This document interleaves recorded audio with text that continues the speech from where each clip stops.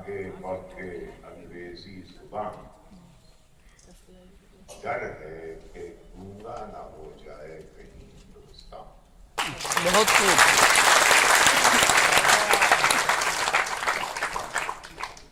میں اس حد تک گونگا ہوں کہ میری روٹی روزی کی زبان انگریزی، لیکن میں جس گھرانے میں پیدا ہوا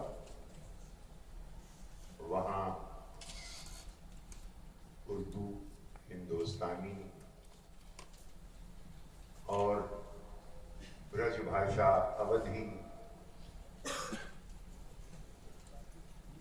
کا چلن تھا۔ گھر میں خواتین اودھی میں بات کرتی تھی، حیرت ہوتی دیہاتی اردو جانتی تھی۔ مرد باہر صرف اردو بولتے تھے، لیکن انفارمل اوکیزنز میں وہ اپنے دیہاتی لہجے میں آ جاتے۔ وہاں کا رہنے والا ہوں میں۔ جی تو چاہ رہا تھا کہ میں آپ سے جرنلزم کے بارے میں بات کروں۔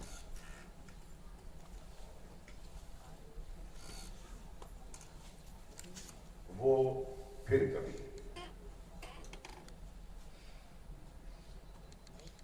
مولانا آزاد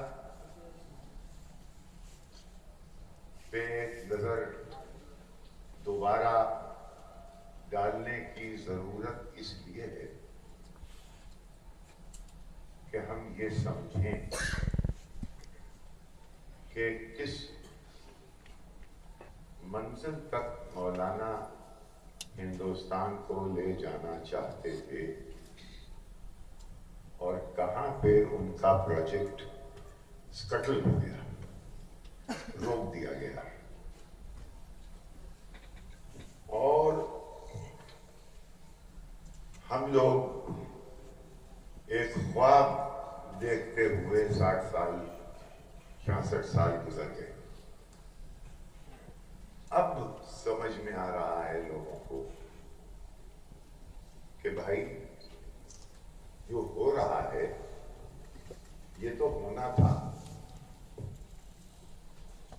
یہ ہمارے لیڈران ملت نے ہم کو بتایا کیوں نہیں، ہم سے پوچھا کیوں نہیں؟ 1947 میں ہم سے پوچھے بغیر یہ کیا سمجھوتا کر لیا؟ میں اس لیے نہیں، یہ سوال اس لیے نہیں اٹھا رہا ہوں کہ جو ہوا وہ غلط تھا، کیونکہ وہ تو کریکٹ نہیں کیا جا سکتا، لیکن اس کو سمجھنا بہت ضروری ہے کہ جو ہوا اس میں مولانا کا کیا ہوا، مولانا نے کہاں کہاں مولانا کی پیشین گوئی کہ بھائی دیکھو یہ ہوگا۔ ابھی میں آج صبح جب اٹھا تو ٹیلی ویژن آن کیا، اس میں نئی کابینہ کے نام آ رہے تھے۔ ایک عجیب کیفیت پیدا ہوئی جو ادھر اکثر پیدا ہوتی رہتی ہے، ایک اجنبیت کہ یہ سب ہو رہا ہے، ایسا لگتا ہے جیسے اس کا ہمارا کوئی تعلق۔ یہ جو صورتحال ہے اس کو کھل کے سمجھ کے بغیر غصے مولانا آزاد کا سہارا لے کر سمجھنا بہت ضروری ہے، کیونکہ اسی میں اب ہندوستان کا جو نرمان ہے اس میں ہم کیا حصہ لے سکتے ہیں، وہ پہلی غلط بیانی کے بنیاد پہ نہیں ہو سکتا، اب نئی سوچ کے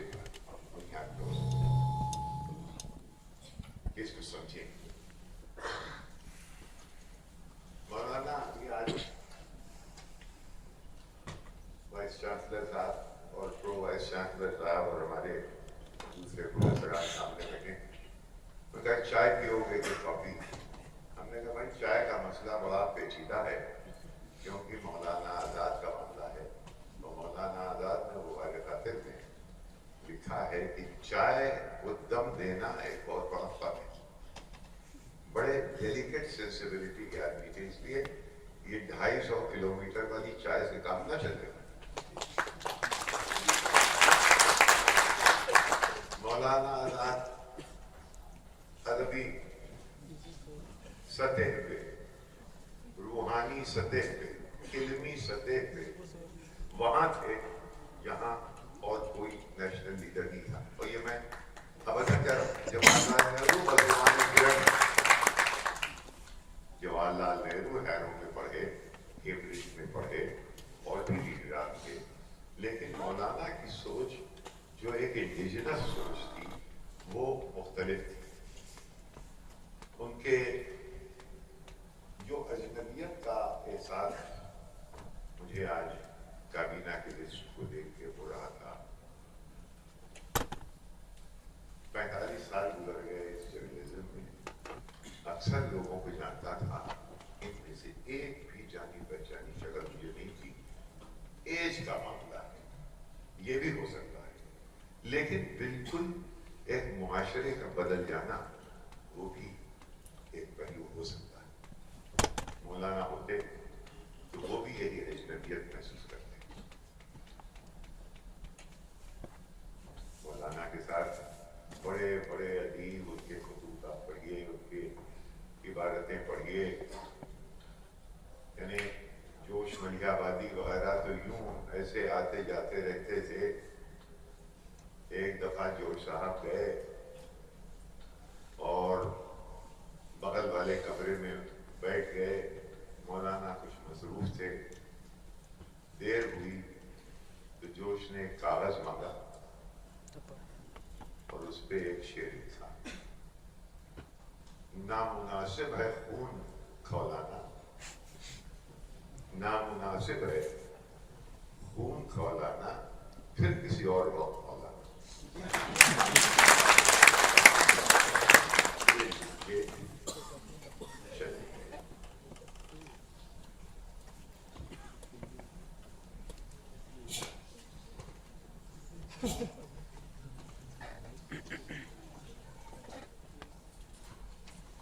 उस फ्रेमवर्क के बाद जो अजनबियत का मैं तस्करा कर रहा हूं वो मौलाना को भी लिख कर थी, लेकिन मौलाना जानते कि देखो जवाहरलाल, तुम जो कर रहे हो ये गलत है, ये अगर करोगे तो ये होगा।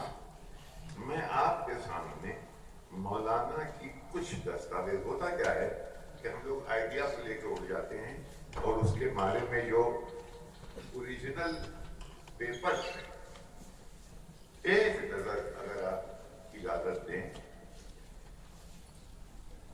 बहस ये हो रही थी 1946 के आखिर, 47 के शुरू में कि टू नेशन थियरी क्या है। मौलाना का कहना यह था कि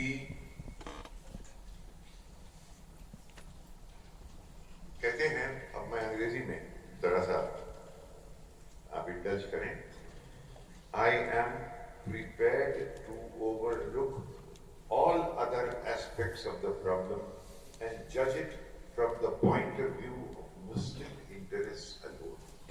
कि ये पाकिस्तान जो है वो बना तो रहे हो, लेकिन महज मुस्लिम इंटरेस्ट, ओवरऑल मैं कम्युनल हो रहा हूं। मुझे ये बताओ कि ये किसी के, इसमें तुम्हारी किस हद तक की मुफीद है। कहते हैं two nations according to Mr. Jinnah confront each other in every hamlet, village and town, and therefore desire that they should be separated into two states. I am prepared to overlook all other aspects of the problem and judge it from the point of view of Muslim interests alone. I shall go still further and say that if it can be shown that the scheme of Pakistan can in any way benefit Muslims as such, I would be prepared to accept it myself and also work for its acceptance by others. But the truth is that even if I examine the scheme from the point of view of the communal interests of the Muslims alone, I am forced to the conclusion that it can no way benefit them or allay their legitimate fears. Ab suniye, let us consider dispassionately. ये आपको तारीख के school, ये political बात नहीं है, ये बात समझ लें आप। पॉलिटिकल बात मैं नहीं कर रहा, मैं तारीख से आपको आशना करने की कोशिश कर रहा हूँ। वो तारीख जो हम सब समझें, ये तब वो कह रहे हैं, और जवाहरलाल उनसे एग्री कर रहे हैं, लेकिन हुआ कुछ और। क्या है? Let us consider dispassionately the consequence which will follow if we give effect to the Pakistan scheme. India will be divided in two states, one with a majority of Muslims and another with Hindus. In the Hindustan state, there will remain 180 million Muslims today on today's count, scattered in small minorities all over the land, with 17% in UP, 12% in Bihar, 9% in Madras. They will be weaker than they are today in Hindu majority provinces. They have had their homelands in these regions for almost 1,000 years and built up most well-known centers of Muslim culture and civilization. They will awaken overnight and discover that they have become aliens and foreigners, backward industrially, educationally and economically. They will be left with the mercies of what would become an unadulterated Hindu Raj. क्या कह रहे हैं मौलाना? मौलाना ये कह रहे हैं कि हम लोग 1947 से पहले ब्रिटिश राज में थे। ब्रिटिश राज में जो इंडियन सिविल सर्विस के बड़े बड़े लोग हुआ करते थे वो हिंदुस्तानी थे। उसमें ज्यादातर हिंदू थे, कुछ मुसलमान भी थे। यहाँ की जो फौज थी, अभी पहली जंग अजीम की सेंटेनरी मनाई गई, उसमें हिंदुस्तान से कितने ही लोग कहाँ जाके लड़े, हिंदुस्तान के लोग, तो वो ब्रिटिश राज को सर्व कर रहे थे। और जब सर गिरजा शंकर वाजपेयी को जवाहरलाल नेहरू ने अपना सेक्रेटरी जनरल बनाया फॉरेन ऑफिस का, तो लोगों ने कहा कि भाई ये 1943 में जब के बंगाल में फैमिन पड़ रहा था, ये तो बरतानवी सरकार की पैरवी कर रहे थे as governments agent in Washington. Jawaharlal Nehru ने कहा, then he was serving British Raj. Now he will serve our Raj. तो ये राज और राष्ट्र, ये दो अलग अलग चीजें हैं। कि एक राज होगा जो हमारा होगा, उसमें तुम भी होगे, लेकिन स्टीयरिंग पे हम। और ये फतूर अगर किसी के दिमाग में था कि नहीं था, और ये यही आपके साथ और हमारे साथ बेईमानी शुरू से की गई। आप बराबर कहते हो, बराबर हो ही नहीं सकता, नामुमकिन था।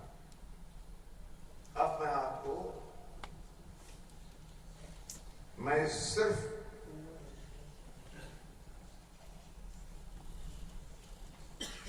दिलचस्प बात कहते हो ना, कह रहे हैं कि अगर ऐसा है तो फिर मुसलमान इतना भड़क क्यों गए कि वो पाकिस्तान के लिए आवाज में शामिल हो गए?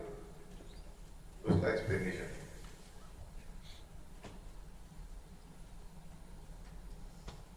if it was so much against the interests of Muslims themselves, why should such a large section of Muslims be swept away by its lure. 10 reasons بتائیں گے مولانا, لیکن ایک بڑی دلچسپ ہے. When the Muslim League began to speak of Pakistan, they, the Hindu extremists, read into the scheme a sinister pan-Islamic conspiracy. یعنی کہ یہاں کے مسلمان پھر اور دنیا کے اور مسلمانوں سے وہ جو خلافت کے زمانے سے لے کے ایک دماغ میں بات آ رہی تھی, یہ سب مل جائیں گے, ہم لوگ سمٹ جائیں گے. یہ ایک ان دنوں میں پرچار ہوا. مولانا کہہ رہے ہیں sinister pan-Islamic conspiracy began to oppose it out of fear that it foreshadowed a combination of Indian Muslims with trans-Indian Muslim states. کون سی ہیں اسٹیٹس؟ اس کے آگے آپ سمجھ لیجیے کہ بھائی افغانستان تھا, پھر ایران تھا, پھر ترکی تھا, پھر پورا ویسٹ ایشیا. ابھی کوئی یعنی جس تک کی بات نہیں تھی, لیکن اس ایک ایموشن, ایک بحران میں یہ بات اٹھی. The opposition acted as an incentive to the adherents of the League with simple thought and untenable logic. یعنی جس میں کوئی بے بنیاد لاجک پہ مسلمان نے یہ کہا کہ اگر یہ اتنا اپوز کر رہے ہیں پاکستان کو تو اس میں کوئی اچھی بات نہیں. اس میں تو ایک یہ کہتے ہیں مولانا, اس کو اچھا یہ جواہر لال نہرو پہ نربھر تھا. مولانا کی دوستی, گاندھی جی ان کی بات سنتے تھے, لیکن سوائے جواہر لال نہرو اور کانگریس ورکنگ کمیٹی میں ایک آدمی نہیں تھا جو اس کو کہ مولانا کہہ سکیں کہ یہ ہمارا. جواہر لال پہ ٹوٹل بھروسہ.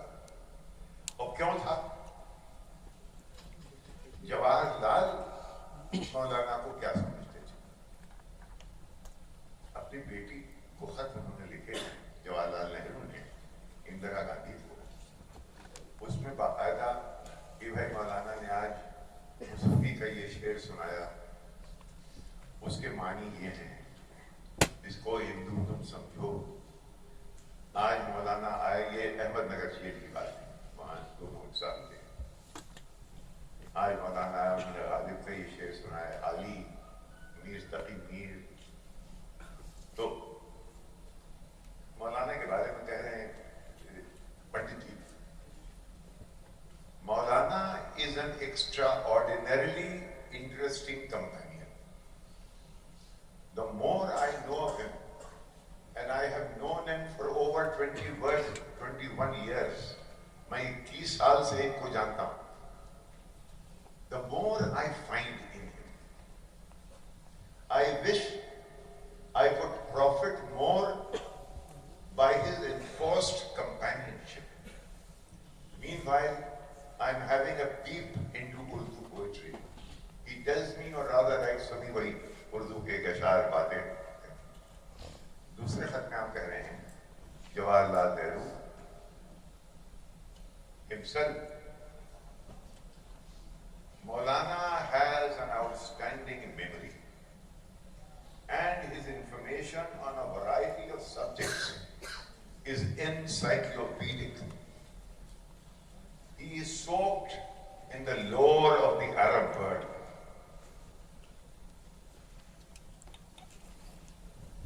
And India during the Muslim times, he has Plato and Aristotle on his fingertips and is perfectly at home in Cordoba of Arab Spain. He is full of intimate anecdotes of scholars of the past. It seems such a pity that with such vast learning and a very unusually keen and a powerful style, he should have written so little. اس کا پنڈت جی کو افسوس تھا کہ مولانا نے کی تصنیفیں کم ہیں اور انہوں نے اتنا لکھا نہیں. اور لیکن اس پوری کابینہ میں پنڈت جی کے ساتھ ایک آدمی نہیں تھا جس کی عزت جواہر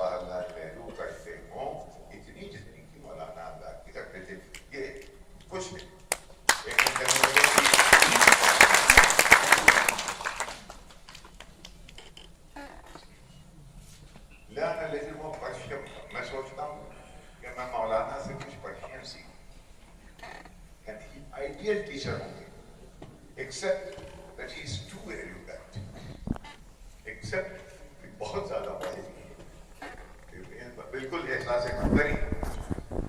तो ये समझता था कि हिंदुस्तान का पहला प्राइम मिनिस्टर मौलाना आजाद की शख्सियत, उसके इल्म, उसकी अहमियत, उसकी अहलियत, उसके विजन फिर लगा ये। और आखिर में कोई नई रिसर्च की जरूरत नहीं है, आप इंडिया विंस फ्रीडम के वो पन्ने जो कि 30 मौलाना पुराने जमाने के शरीफ लोगों की तरह आज के लोग अभी सरकार से निकले, कल अपने आकाओं के बारे में किताबें लिख लेते हैं। तारीख के अहम पन्ने थे जिन्होंने मौलाना ने देखा था। वो ये चाहते थे कि दुनिया के सामने ये पहलू आए, लेकिन ऐसा ना हो कि उनकी जिंदगी में वो साथी जो मेरे साथ थे वो कहीं एम्बैरस।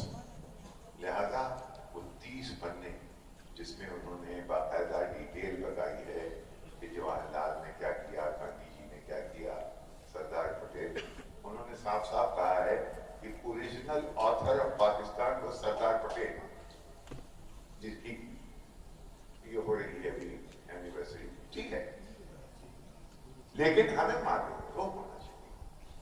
तब हमें बताया क्यों नहीं गया भाई, हमें अभी तक क्यों नहीं मालूम हुआ? कांग्रेस वालों ने आपस में बांट दिया, कह दिया आपके ऊपर मुसलमान के दोस्तान कब्रिस्तान या पाकिस्तान, ये क्यों भाई? इसलिए कि दिमाग में ये बिठा दिया गया कि पाकिस्तान आपने बनाया। अरे भाई हमसे तो पूछा भी नहीं तुमने, वो और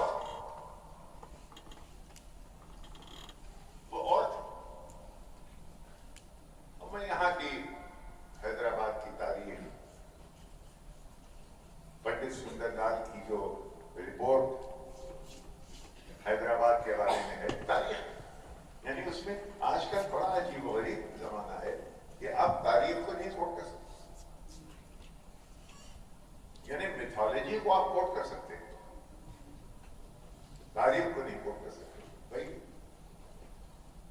पंडित सुंदरलाल की रिपोर्ट है, यहाँ पे पुलिस एक्शन नहीं था, मिलिट्री एक्शन था, उसमें मैं न जाऊं।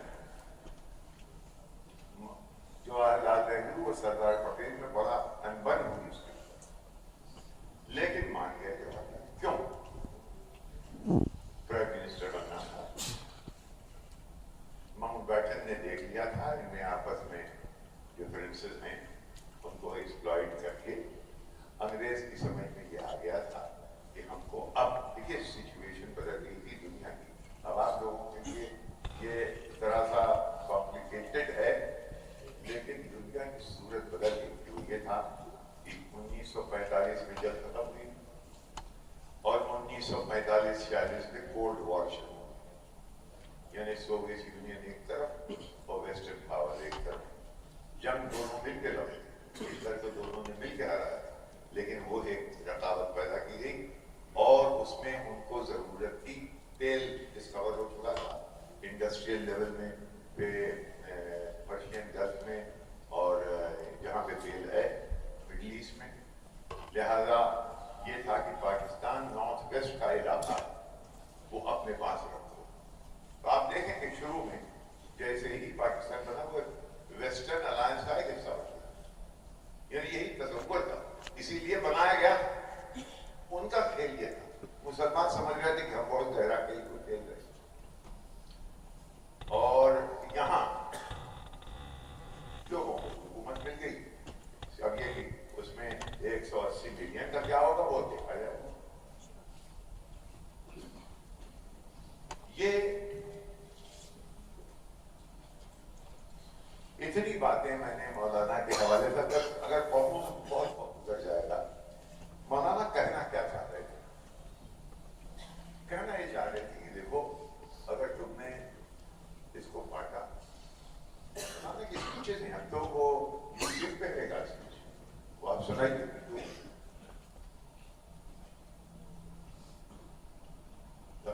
ऐसा मुकर्रर नहीं था,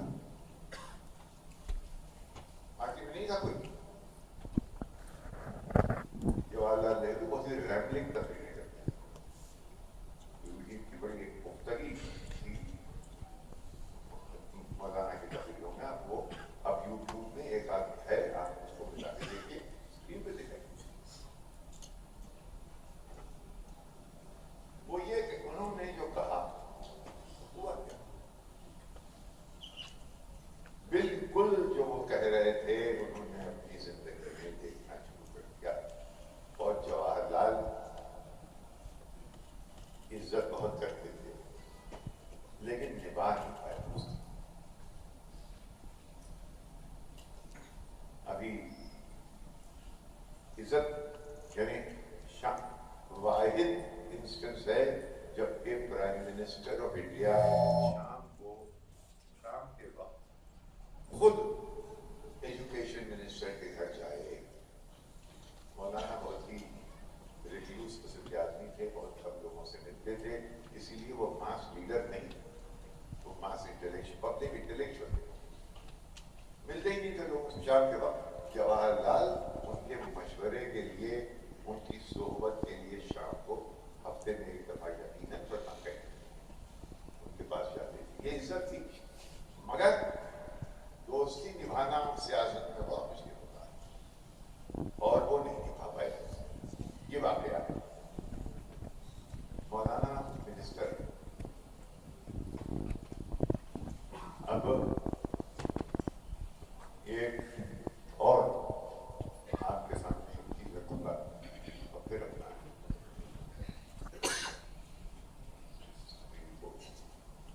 खत्म करने की कोशिश करूंगा। राकेश कुमार ध्रुवी ये नेशनल आर्काइव्स के डायरेक्टर थे। मौलाना की आदत थी बिल्कुल हर चीज पक्की पुख्ता होना चाहिए। अंग्रेजी उनकी जुबान नहीं थी, उर्दू थी, फारसी थी, अरबी थी। तो वो खत, इंटर डिपार्टमेंटल खत, खुद अपने हाथ से जो इम्पोर्टेंट होते खुद तहरीर करते, और फिर उनका अमला उसको ट्रांसलेट करते ताकि कोई झोल ना आ जाए। रूती ने क्या किया, ये जो संविदा उनके हाथ में आया नायाब, उसको उन्होंने एक किताब की शक्ल में शायद, उसका नाम है आसार आजाद। अजीब और गरीब चीजें उससे।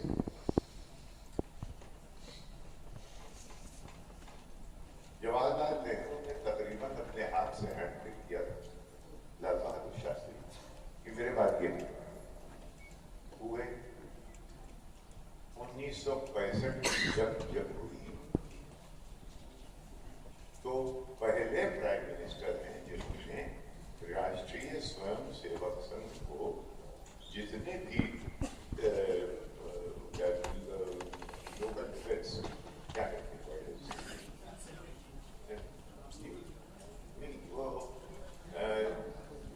डिफेंस की कमिटीज थी, वो सब आरएसएस में थी, बुला के खुद ये जवाहरलाल। तो क्या पंडित जी दो मुसलसल खेल रहे थे, अंदाजा नहीं होता। अब मौलाना ने खत लिखा है शास्त्री रेलवे मिनिस्टर, एक अब्दुल रहमान नाम का, उन दोनों में एक एग्रीमेंट ये था कि भाई पाकिस्तान एक अफरा तफरी का आलम था कि ये पाकिस्तान जाएगा, अगर वहां नहीं समझ में कुछ बात है वापस आ जाएगा, इसका गाँव फला जगह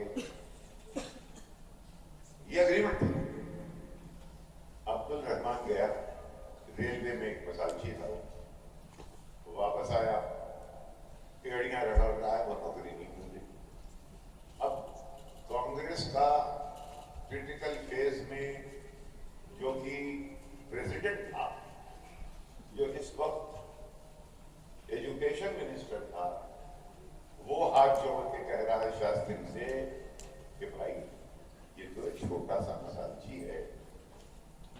मैं उनके वर्ड्स में आपको कहूँ तो आपको अंदाजा होगा कि किस कर्म में मौलाना ने लिखा हुआ है। Including a copy of a letter from Abdul Rahman.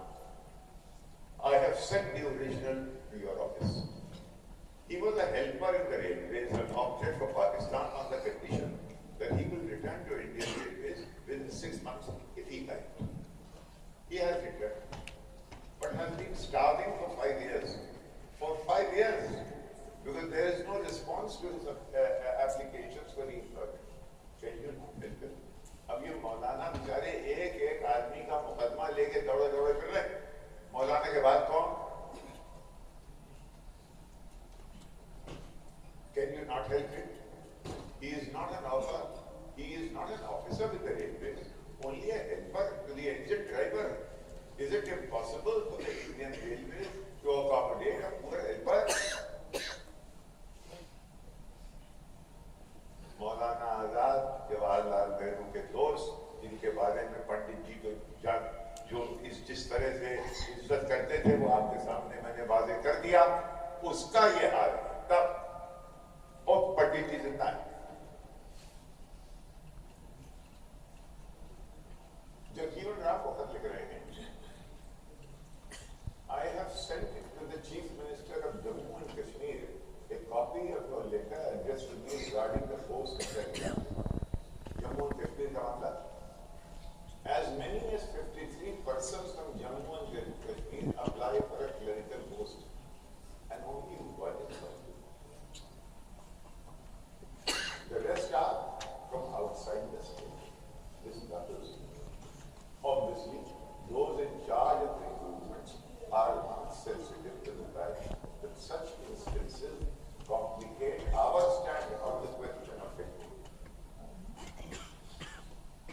Of the 3 subjects, communications and defense have been transferred to the center. We are asked mockingly that if this is the way Kashmir and Kashmiri Muslims are going to be treated by the communications and the defense ministry, then what hope will there be for these people if other departments are transferred to the center? How do we respond to this charge? Garb mein कह रहा है कौन? जिसके बारे में जवाहरलाल नेहरू जो सोचता था वो मैंने आपके सामने रख दिया।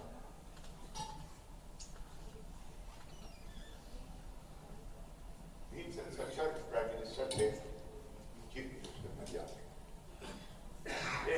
बस ज्यादा नहीं पढ़ना, बहुत से दस्तावेज हैं। ये इशारा आप तालिब इल्म में आप अपने कंप्यूटर पे जाइए, पढ़िए, देखिए, रिसर्च, और ये उससे की मंजिल नहीं, ये समझने की, ये हम आप और आपके वालिदैन सब गुमराह और गुमराह किए गए। हम समझ कुछ रहे थे, हुआ कुछ। ये एक भीमसेन सच्चर को लिख रहे हैं। Last year I had drawn your attention to the sad state of mosques in Punjab. अभी तक खाली पड़ी हैं, उनमें गाय बकरियां बांधी। कुछ करो, कोई जवाब नहीं आया। दूसरा खत आप कहते हैं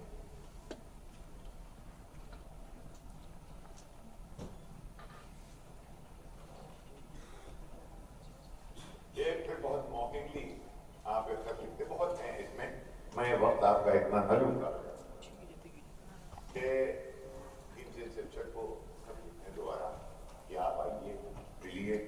मैं आपसे वादा करता हूँ कि मैं लुधियाना और अम्बाले की मसाजिद के बारे में आपसे कोई बात नहीं। अगर आप इस वजह से मुझसे गुरेज कर रहे हैं तो वो ना करें। ये है बहनों, भाइयों, दोस्तों, और इसमें हिंदू मुसलमान का नहीं है, इसमें मामला है उन पॉलिटिकल ऑर्गेनाइजेशंस का जिन्होंने आपसे कहा कुछ और किया कुछ।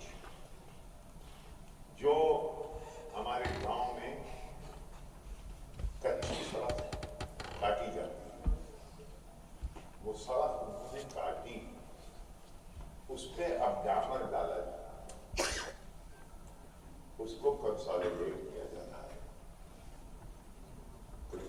چیز نہیں ہے.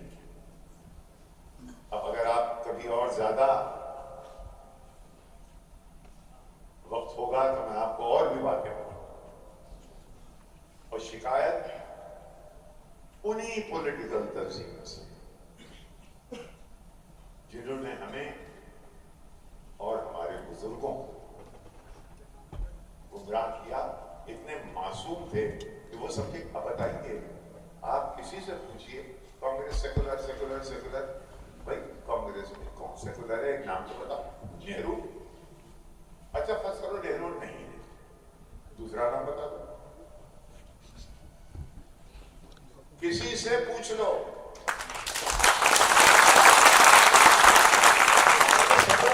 بہت ہے, کہاں کون, جواہر لال, اندرا گاندھی.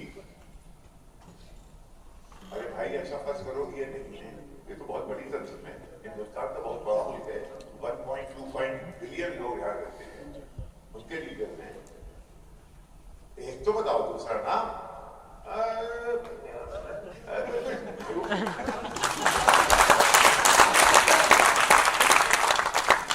سب ایک تھے. جو ہو رہا ہے وہ کم سے کم سامنے سے بات کریں گے آپ سے. آپ کو 75 65 سال تک 66 سال تک بیوقوف بنا کے نہیں رکھیں. اگر غلط نہیں تو غلط ہے, بحث کریں.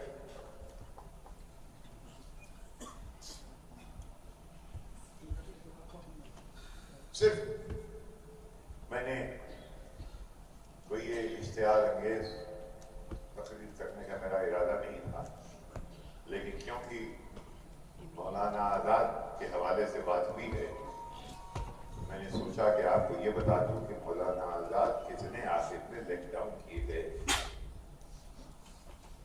یہ تو کچھ ٹوکنزم ہے کہ یہ غنیمت ہے, بھلا گردش فلک کی چین دیتی ہے کسے اچھا. غنیمت ہے کہ ہم سورج یہاں 2-4 بیٹھے ہیں.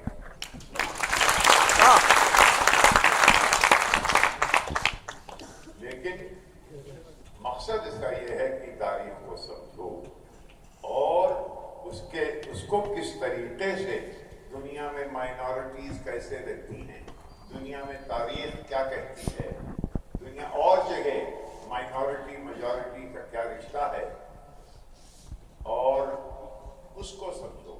اور ایکسلنس. اب آپ کو میں ایک بات بتاؤں, ایک قصہ سنا کے پھر میں اس مجلس کو ختم کرتا ہوں. میں ایڈیٹر تھا کہ نہیں ساؤتھ میں, چنئی میں میں دیکھ بھال کر رہا تھا کہ اس کی دوبل بودے میں یہاں انڈین ایکسپریس تھا, وجے واڑہ پہ تھا, کوچن میں تھا, روڈ بینگلور میں تھا, چنئی میں تھا, مدراس ان دنوں میں, اور مدورائی. یہ ہوا کہ ہم لوگ کچھ سب ایڈیٹر گوگل دیں گے. ایک عجیب و غریب معجزہ تھا کہ میں ریجنل ایڈیٹر بن کے آ گیا تھا. اس کو میں مسلمان, دیکھیے ہے یہ گنجائش ہے, اگر آپ کے اندر رہتی ہے آپ انڈسپنسبل اپنے آپ کو کر دیں گے. اگر 2 فاسٹ بولرز نہیں ملیں گے تو ظہیر کہاں آئے گا.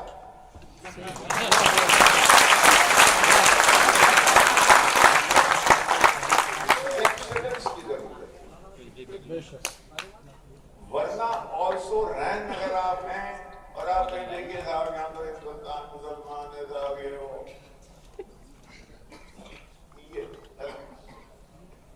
یہ سب میں نے آپ کو بتا دیا, اس کو سمجھیے.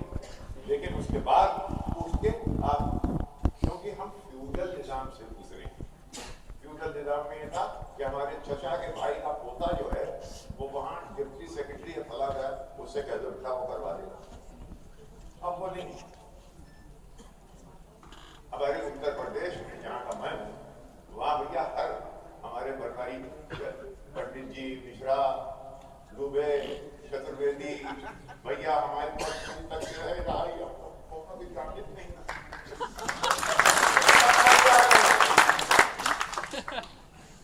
سب کے پہلی بار نظام بدل رہا ہے. تو آپ کو ایکسلنس پہ صاحب یہاں پہ ہوا کہ سب ایڈیٹر اور رپورٹر ہائر کیے جائیں. میں نے شیوا رمن صاحب تھے, رام ناتھ گوئنکا کے دوست تھے, بہت ہی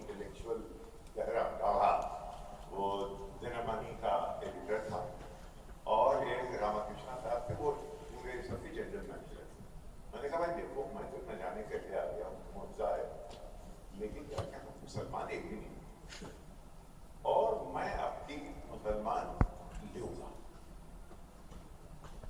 جب وہاں پہ لوں گا. میں نے کہا کیونکہ بنوں کو شاید اپلیکیشن بھی آئیں گی، ایڈورٹائز کیا گیا چنئی. اب ہم لوگ بیٹھے، ایک آیا، دو آیا، 3 4 10 20 21، ایک نہایت مسکین سا. اب بھائی اگر 20 مارکس میں تو آپ اگر 18 16 15 بھی ہوں تو چلیے ہم ایچا دانی کر کے آپ کو فل کر دیں. وہاں جو آ رہا ہے وہ 8 اور 5 اور 7 پہ ہے، تو میں ان کو دیکھوں، یہ مجھے دیکھیں، اور دونوں امبیرس. اب ہم بیٹھے ہوئے ہیں کہ بھائی دیں گے لڑکوں کو، ہے کہ نہیں؟ آپ تھے ہی نہیں وہاں.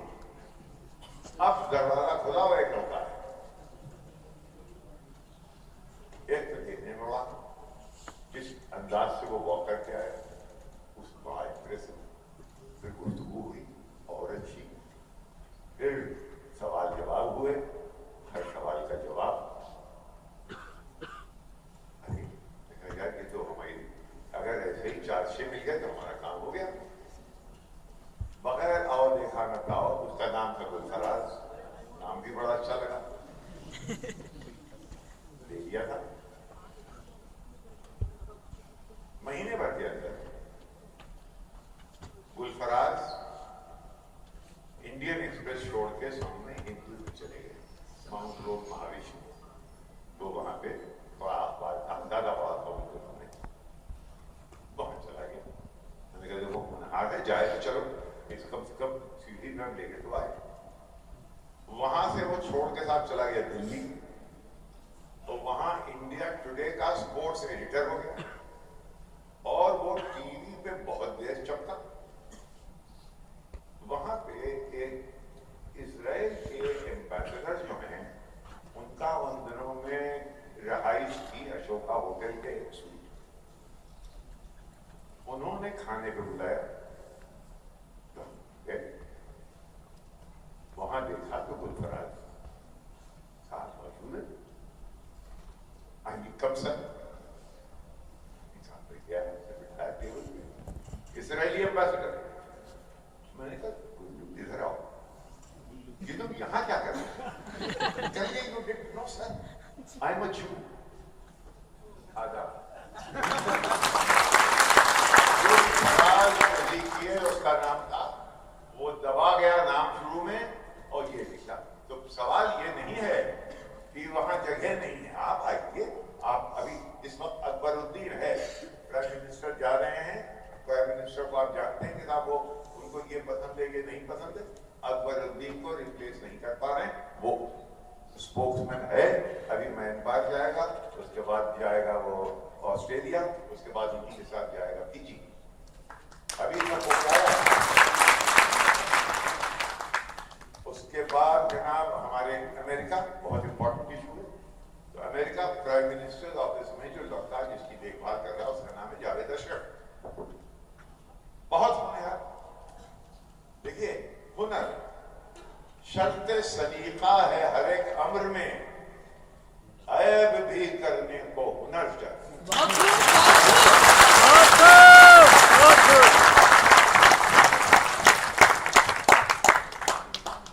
تو ہنر پیدا، اور یہ کہ آل سو رہے ہمیں، اور پھر بعد میں شکایتیں کرتے پھرو کتابوں میں یہ نہیں ملی کہ ہم مسلمان ہیں، خود ہمیں ٹوپی دیکھ کے روک دیتے ہیں. یہ جینا ہی تقدیر کا شکوہ بے معنی، جینا ہی تجھے منظور نہیں. آپ اپنا مقدر بن نہ سکے اتنا تو کوئی مجبور نہیں.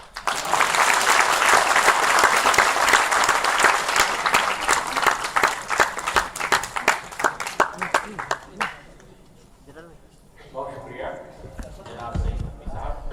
ممتاز صحافی دانشور.